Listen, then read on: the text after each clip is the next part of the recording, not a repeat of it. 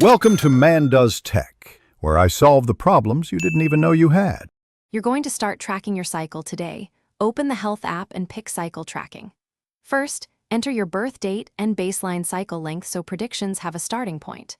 Once done, add typical period duration and any symptoms you already know. This trains the model. Make sure your Apple Watch is paired and updated, then enable cycle tracking in the Watch app. This syncs data automatically, which is why accuracy improves over time. Now you'll log details regularly. On the Watch, tap the Cycle app to add period start, flow, and symptoms quickly. This creates the core dataset. If you use basal body temperature or ovulation tests, record those in Health so predictions refine. Third-party apps can feed values too. Once inputs are consistent, enable notifications for fertile window and period predictions so you get proactive alerts. Keep logging even light symptoms. Finish by reviewing your trends and prediction charts in Health to confirm estimates. Adjust average cycle or period length if your pattern shifts.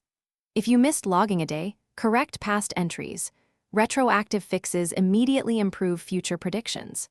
If things go wrong, like Watch not syncing, restart both devices, confirm Bluetooth/Wi-Fi, then toggle cycle tracking off and on in the Watch app. That usually resolves sync faults and keeps your data flowing accurately.